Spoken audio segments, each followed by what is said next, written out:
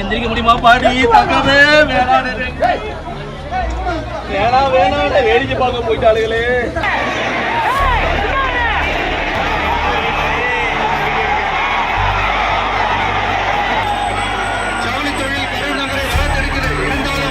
கரூர் மாவட்டம் வேலுசாமிபுரத்தில் கடந்த ஆண்டு செப்டம்பர் மாதம் 27ஆம் தேதி நடந்த விஜய் மக்கள் சந்திப்பு நிகழ்ச்சியில் கூட்ட நெரிசல் ஏற்பட்டது.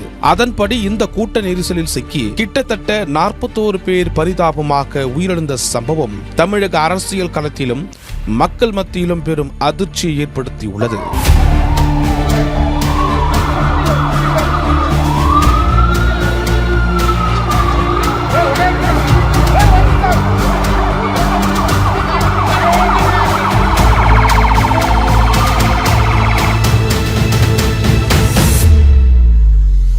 பின்னர் விஜய்க்கு ஆதரவாகவும் அவருக்கு எதிராகவும் பல்வேறு விமர்சனங்கள் எழுந்தது. அதன் பிறகு பாதுகாப்பு காரணமாக விஜய் நேரில் சென்று ஆறுதல் கூறவில்லை. இருந்த போதும் பாதிக்கப்பட்டவர்களை மாமல்லபுரம் அழைத்து தலா 20 லட்சம் ரூபாய் தாவேகா சார்பில் வழங்கப்பட்டது.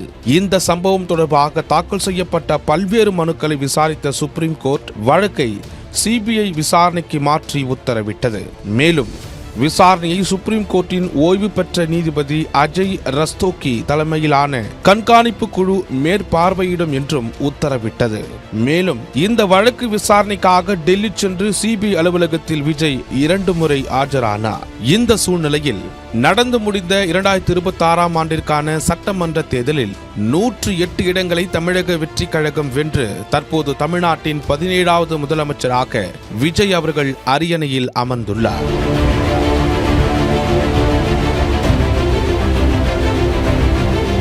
இதனைத் தொடர்ந்து கரூரில் விஜயின் தேர்தல் பிரச்சாரத்தின் போது ஏற்பட்ட கூட்ட நெரிசலில் சிக்கி உயிரிழந்த 41 பேரின் குடும்பத்தில் தலா ஒருவருக்கு அரசு வேலை வழங்க ஏற்பாடுகள் செய்யப்பட்டுள்ளது. இதற்காக வருகின்ற 10ஆம் தேதி அதாவது நாளை முதலமைச்சர் விஜய் அவர்கள் கரூர் செல்ல திட்டமிட்டிருக்கிறார். இதற்கான ஏற்பாடுகள் தீவிரமாக செய்யப்பட்டு வருகிறது. இந்த சூழ்நிலையில் திமுக அமைப்பு செயலாளர் RS பாரதி சார்பில் வக்கீல் அனுராதா அற்புதம் என்பவர் சுப்ரீம் கோர்ட்டில் இடையீட்டு மனு தாக்கல் செய்திருந்தார். அதன்படி இந்த மனுவானது நீதிபதிகள் விஸ்வநாதன் ஆராதே தலைமையிலான அமர்வில் விசாரணைக்கு வந்தது.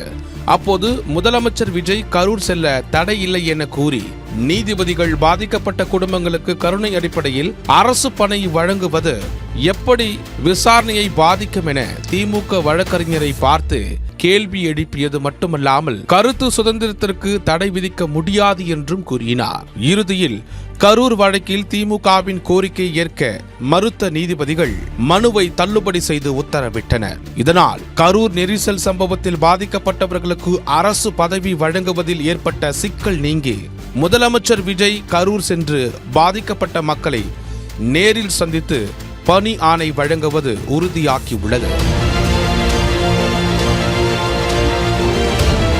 அதன்படி கூட்ட நெரிசலில் சிக்கி உயிரிழந்தவர்களின் குடும்பத்தினருக்கு அரசு பணிக்கான ஆணை வழங்கப்படுவதற்காக தமிழக முதலமைச்சர் விஜய் நாளை கரூருக்கு சென்று பல்வேறு அரசு துறையின் கீழ் பணியாற்றும் வகையில் 32 நபர்களுக்கு கருணை அடிப்படையில் பணி ஆணைகளை வழங்கும் முதலமைச்சர் விஜய் அவர்கள் மீதமுள்ள 9 நபர்களுக்கு என்ன செய்ய போகிறார் என்பதை பொறுத்திருந்து தான் பார்க்க வேண்டும்.